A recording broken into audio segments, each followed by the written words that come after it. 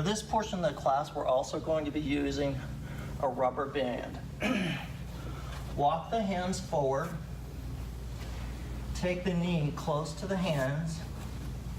Cock the foot out sideways and drop the leg back behind you. This is called pigeon pose. If it hurts, take the block underneath the buttocks.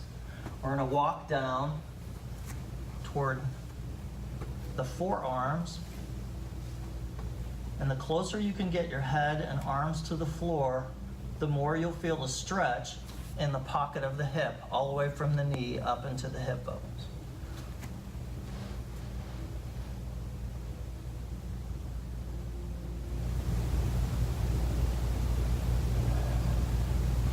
Walk the hands back up, tighten the butt cheeks, and we're going to bend and flex that back foot.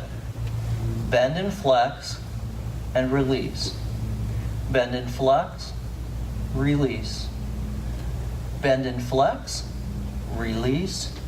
Last time, bend and flex. Now you're going to hold it there, or if you can, take the opposite arm, grab it, and we're going to push down gently on the hip that we're stretching. There's a pocket muscle deep in that hip joint called the iliopsoas muscle. And this, by lengthening it, stretching it, relieves lower back pain. And release. Take the block away. We're going to switch sides. Take the knee back. Lift it back up to the side. As you can see, the foot is slightly jogged to the side. If you need the block, press it down under the hip. Walk the hands down. Walk the hands back up. Bend and flex. Bend and flex. Drop it back down. Bend and flex. Bend and flex. Bend and flex. That's really good. Release. The last time we lift it up, we're going to either hold it there, pause, or grab the heel and push down right here at the hip pocket, stretching that all-important iliopsoas muscle to release back pain. Excellent. Release. We're going to grab that belt now. Make sure it's close by. Take the 2 feet, pull them in. Take the hands behind you. Look back behind you. Keep the back slightly arched. Press the feet together and breathe. This is called Baddha Konasana, or bound ankle pose. Just hang out here for a sec.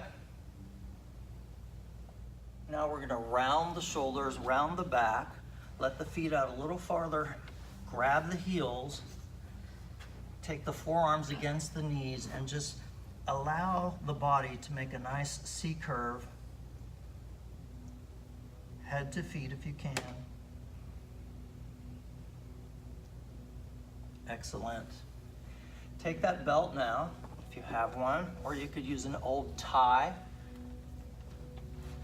Put it around one foot, put the other leg up towards the crotch, press it away. Now I want you to lead with your chest, not with your lower back, so you can see that as I'm going forward, I'm not going forward all that far, because the back of the leg is what I'm trying to stretch. I'm not trying to stretch that lower back, I'm trying to stretch the leg. So I'm pushing the leg against the floor as I'm pulling forward toward the foot, keeping the chest up, up, up. Relax. We're going to do the opposite side. I bend the knee first and then lengthen it. Take a deep breath in, and then I lift out of that lower back and I begin to stretch forward. If you feel too much tension in the lower back, let up on belt. The object is to get that back of the leg that's facing the floor, to stretch. Excellent. Now we're going to put both feet in the belt. It's called Dandasana. Seated staff pose. Again, get that back nice and erect. Push the feet away.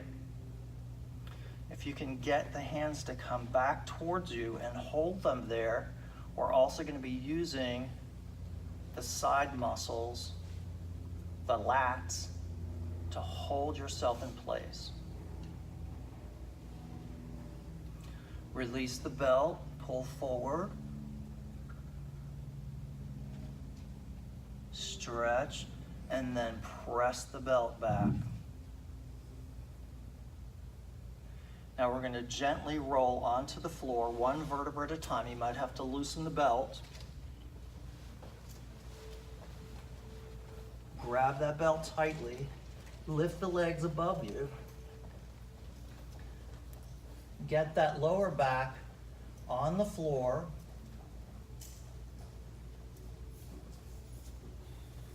Feel the head and the neck, the spine, lengthening and stretching. And then we're going to push the heels down to the floor, pull the belly button in, then lift the legs back up. Push them down, lift them back up. If you get comfortable with that, you can also move the head in the direction of the feet. So as the legs go up, the chin comes up to the chest. Hold, press down, the head goes back down. Lift up, we're gonna do 10 of these. It's a nice stomach exercise. Again, you can do this on the bed. You don't need to do it on the floor. One last time. Release the belt. Stretch the legs out. Flex the feet.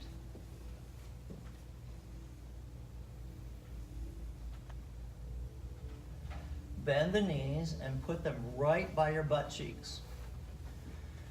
Take the right leg over the left, hands out to your side. Take a deep breath in as you exhale. Pull that belly button back towards your spine and just rock the knees from side to side.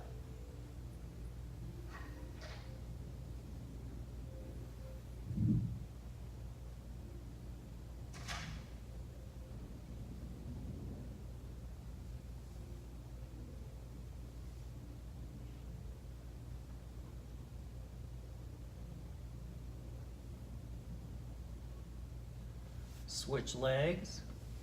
Take a deep breath in. As you exhale, pull that belly button down to protect from over twisting.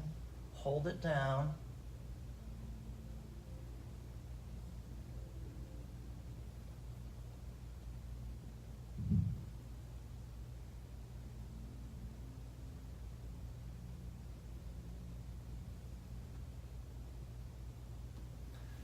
Straighten one leg, straighten the other leg.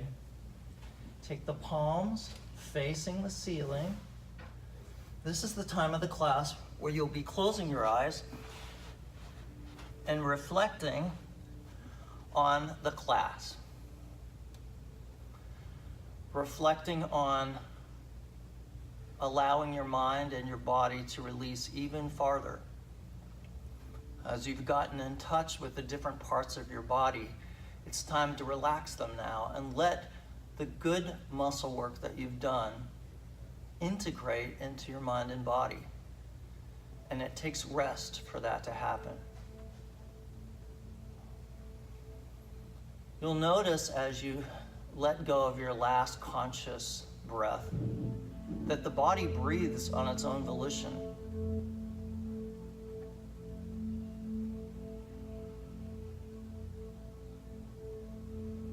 Notice that sometimes the breaths are faster and sometimes they're slower. We've maintained an even breathing throughout the class, and now the breath is moving on its own. So you can tell you're letting go by how long the inhales and the exhales last. If they become uneven, sporadic, very slow, you know that you're doing this correctly. As your eyes are closed, you're wanting to begin to observe yourself, not only the breath, but begin to think about the body. Start from the top of your head and the neck and the shoulders and see where you're holding tension. Let those tensions release. A good image is to imagine that you're a big candle and that you're on a warm surface just melting into the floor or into the bed if you happen to be doing these exercises on a mattress. The objective here in meditation is not to quiet the mind, but to observe it, to not answer its beckoning.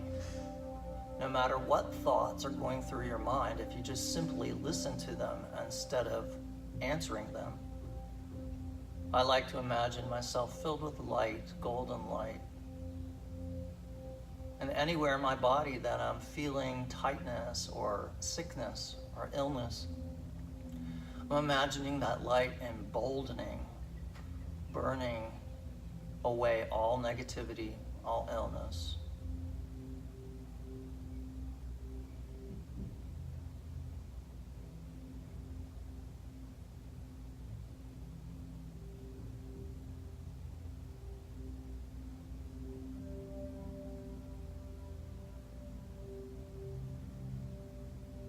Excellent.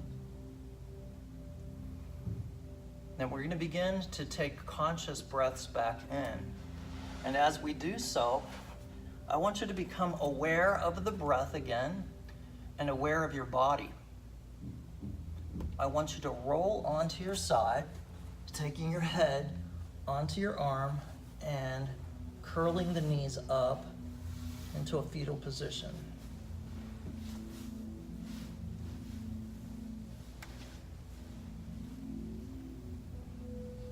Remember, there's only one presence, one power, and one love active in your mind and in your body, expressing is health, joy, wealth,